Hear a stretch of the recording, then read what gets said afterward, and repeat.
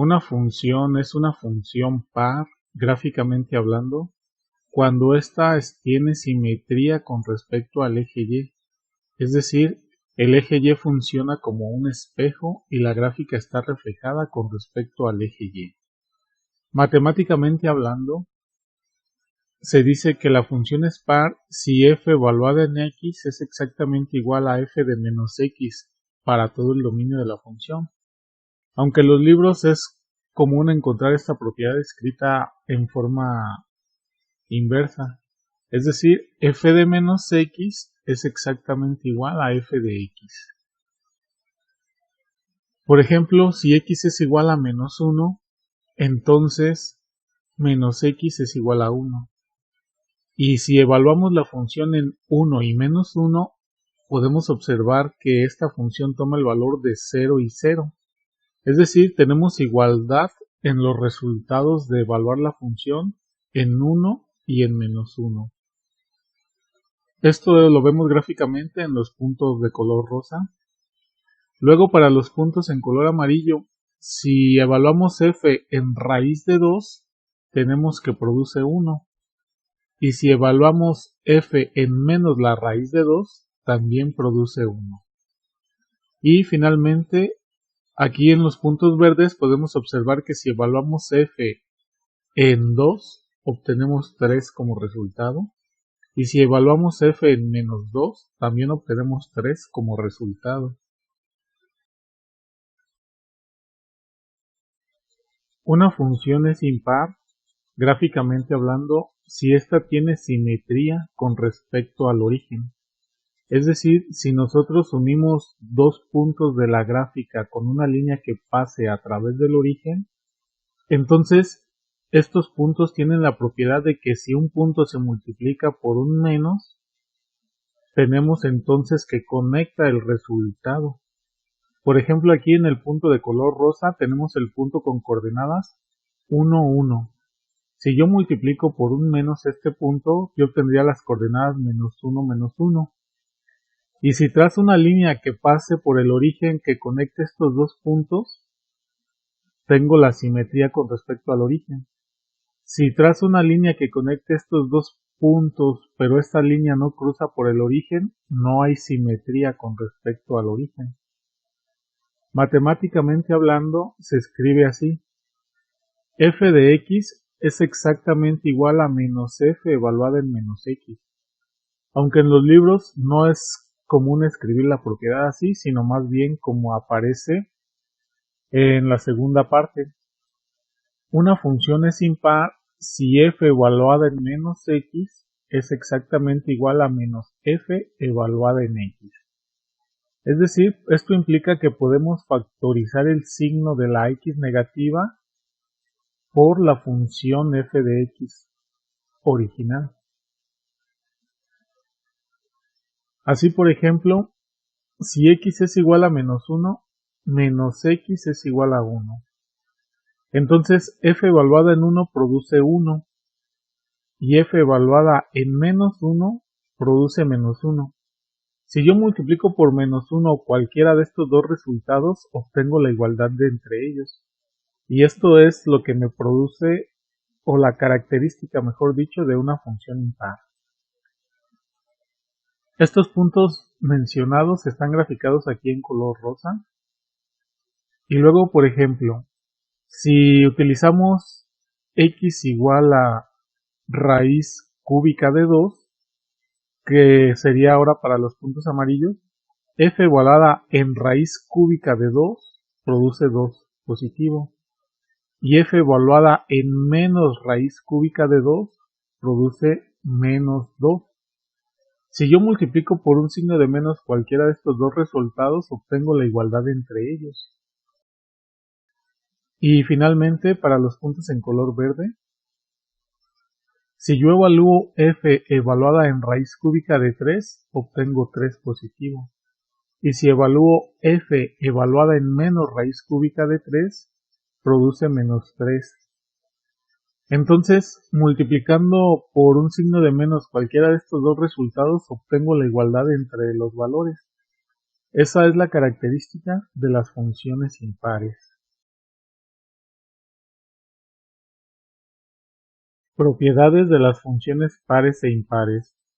Si asociamos una función par con el signo positivo y una función impar con el signo negativo, entonces tenemos como la ley de los signos las propiedades con respecto a la multiplicación. Por ejemplo, el producto de dos funciones pares es par, así como el producto de dos positivos es positivo. El producto de dos funciones impares es par, así como el producto de dos negativos es positivo. Y el producto de una función par por una función impar es impar, así como es el producto de positivo por negativo es negativo. Además, la suma o diferencia de funciones pares sigue siendo una función par, y la suma o diferencia de dos funciones impares sigue siendo impar. Las propiedades últimas las veremos en la siguiente diapositiva con más calma.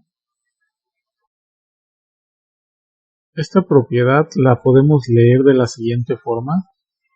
Si la función que vamos a integrar es una función par y la integral se realiza sobre un intervalo simétrico con respecto al origen, es decir, de menos a hasta a o de menos p a p, entonces la integral se simplifica como el doble de la integral desde 0 hasta a o desde 0 hasta p de la función. Cuando nuestra función a integrar es una función impar y se realiza nuevamente sobre un intervalo simétrico con respecto al origen, es decir, de menos a hasta a o de menos p a p, entonces la integral es simplemente 0. Tenemos aquí la fórmula para calcular una serie de Fourier de la función f de x con dominio en menos p a p. Bueno, vemos que estas integrales son hechas con respecto a un intervalo simétrico respecto al origen. Todas están hechas desde menos p a p. Entonces, si la función que queremos calcular su serie de Fourier es par o impar, estos coeficientes se van a simplificar. Aquí, por ejemplo, en A0, si f de x es par, pues esta integral se va a convertir en el doble de la integral. Ahora, nosotros sabemos que la función coseno es par. Pues si f de x es par o impar, entonces este integrando se va a simplificar a una función par o impar. Entonces an se puede convertir en 0 o se puede convertir en el doble de la integral. Si es que todo el integrando se vuelve una función par o si todo el integrando se vuelve una función impar. Y similarmente para bn, nosotros sabemos que la función seno es una función impar. Entonces depende de si f de x es par o impar, se va a simplificar entonces todo nuestro integrando. Y entonces bn puede convertirse en 0 si todo el integrando es impar, o puede convertirse en el doble de la integral si todo el integrando es par. Enseguida vemos cómo quedaría la simplificación de estos coeficientes dependiendo de si f de x es par o impar.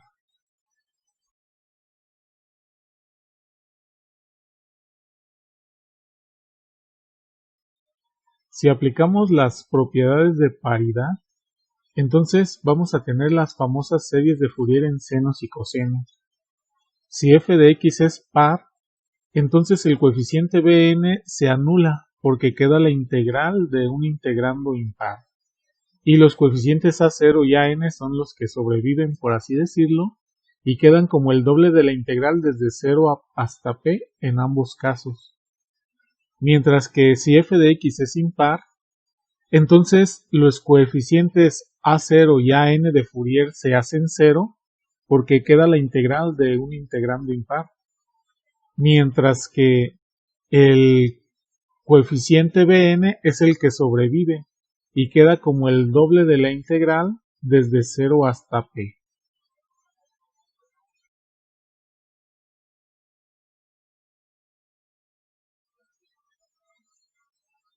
Ahora tenemos la serie de Fourier en un semi-intervalo o medio intervalo. Esto es para cuando f de x está limitada a un dominio desde 0 hasta p. Ya no es un dominio simétrico como antes, sino que ahora la función solamente la tenemos definida o limitada solo al intervalo desde 0 hasta p.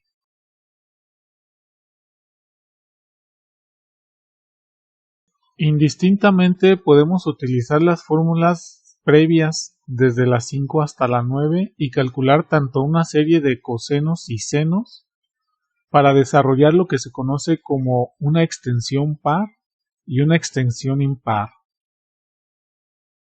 La serie de cosenos es la llamada extensión par porque en el dominio de menos p a p vamos a ver la gráfica de una función par y en el dominio de 0 a p vamos a ver cómo la serie de Fourier reproduce a la función f de x. Y la serie en senos es la que llamamos extensión impar porque en el dominio menos p a p vamos a ver la gráfica de una función impar, mientras que en el dominio de 0 a p esta serie en senos va a reproducir perfectamente a f de x.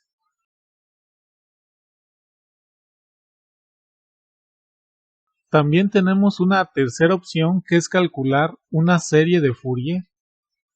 Esta serie de Fourier se conoce como extensión periódica de f de x porque la gráfica en el dominio de menos p a p es una función periódica.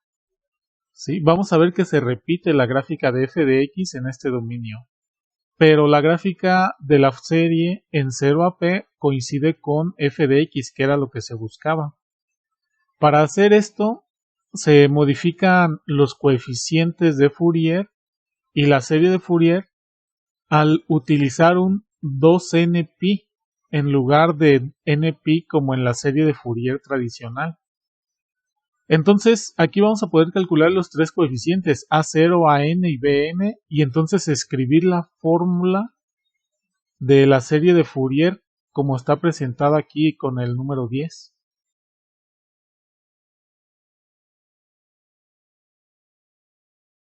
Veamos un ejemplo para la función f de x igual a x cuadrada con dominio en 0 a 3.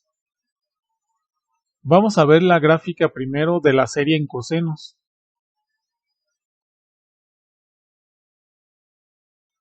Aquí presentamos la gráfica en color rojo de la función x cuadrada en el dominio 0 a 3 y presentamos la serie en cosenos en color azul, pero la hemos limitado al dominio de 0 a 3. Vemos que coincide perfectamente la serie y la función. Pero como la serie en cosenos es una extensión par, veamos qué sucede si extendemos el dominio de menos 3 a 3. Aquí se puede observar lo que se mencionaba de tener una extensión par. Podemos ver claramente que hay un reflejo con respecto al eje y por eso la serie en cosenos en este semi-intervalo se le conoce como extensión par de f de x. Ahora vamos a presentar la serie en senos.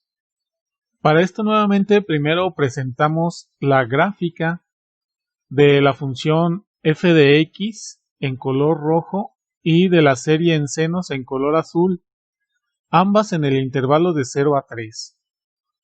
Pero la serie en senos resulta ser una extensión impar. Entonces veamos qué sucede ahora al extender el dominio de menos 3 a 3 para la serie de Fourier en senos. Bueno, aquí vemos que hay un reflejo con respecto al origen, ¿sí? Que es lo que se esperaba porque tenemos una extensión impar. En menos 3 a 3 la gráfica de la serie en senos es una función impar. Pero en el dominio de 0 a 3, que era el que nos interesaba, tenemos una reproducción de lo que viene siendo la función f de x, que en este caso era x cuadrada.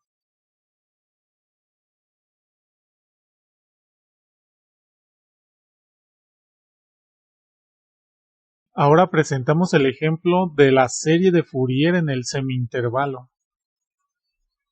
Aquí nuevamente pues presentamos las gráficas en azul y en color rojo para la función original y para la serie de Fourier. Pero si nosotros extendemos el dominio de menos 3 a 3 para la serie de Fourier, vemos el siguiente comportamiento, una periodicidad de la función. Y es lo que se mencionaba, que la serie de Fourier en un semi-intervalo es una extensión periódica para f de x. Vemos que se repite la gráfica en el intervalo de menos 3 a 3.